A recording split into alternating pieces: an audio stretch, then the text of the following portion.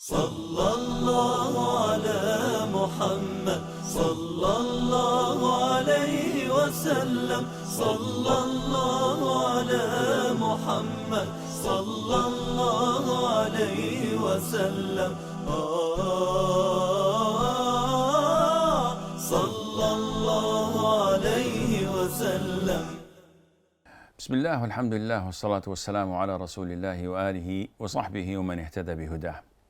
The chapter that deals with the speech of the Prophet عليه الصلاة والسلام. How did the Prophet speak sallallahu alayhi wa sallam? Aisha, may Allah be pleased with her, said, the Prophet of Allah alayhi salatu wasalam would not speak on and on the way you do. Rather, he would pause periodically so that those who sat with him would remember what he said. Anas ibn Malik says, may Allah be pleased with him, that the Prophet of Allah alayhi salatu wasalam used to repeat each expression 3 times in order to make himself understood. What do we learn from this? We learn that the way the Prophet spoke alayhi salatu wasalam was in a slow, moderate, and comprehensive way.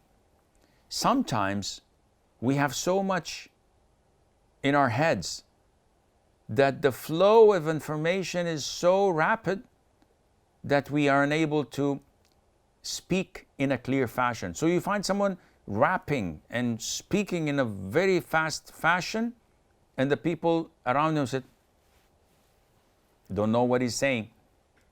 The Prophet ﷺ was given the concise of speech. Few words with huge, profound meanings to it.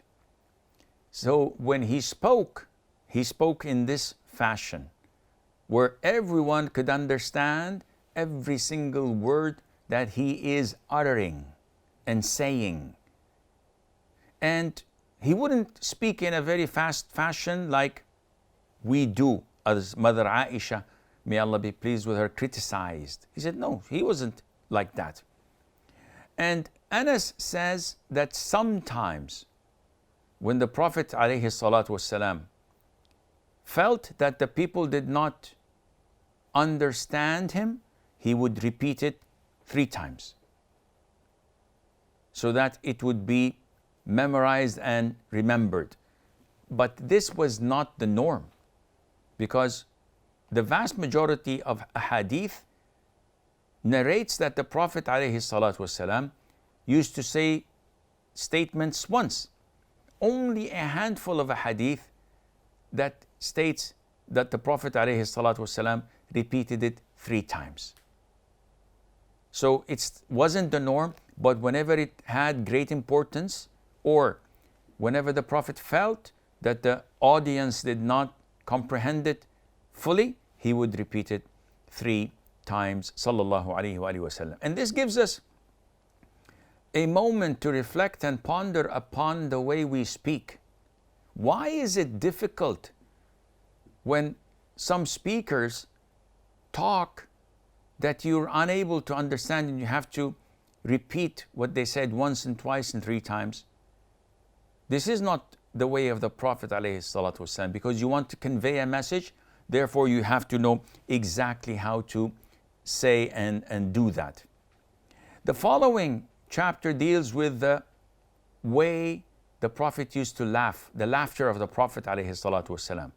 And one would say, oh, the Prophet used to laugh. I said, of course, he's a human being. But he was moderate in all of his actions ﷺ. So listen. Abdullah ibn al-Harith, may Allah be pleased with him, says, I've not seen anyone with a more cheerful countenance than the Prophet ﷺ. I haven't seen anyone with more cheerful smile than the Prophet ﷺ. Abdullah ibn al-Harith also says, the laughter of the Prophet ﷺ was nothing but a joyful smile. Oh, there is a difference? Yes, there is this smile which is only the slight appearance and gesture on the face, light appearance of your teeth. A laughter is the same with a little of a sound coming, like This is a laughter. And then there is this big, huge laughter in Arabic known as qahqaha, which is something that the Prophet never done, alayhi salatu wassalam. Then we move on to a number of hadith where the Prophet ﷺ laughed. So Abu Dharr, may Allah be pleased with him, says that the Prophet ﷺ said, I surely know the first man who will enter the garden of paradise and the last man who will emerge from the fire of hell. This hadith has a mistake in it, because it should have been, I surely know the last man who will enter the garden of paradise and the last man who will emerge from the fire of hell. But because the scholars of hadith were so honest, they reported it as it is with the mistake, yet indicating that this is a mistake. So the last man to enter paradise is the last man to exit from hellfire.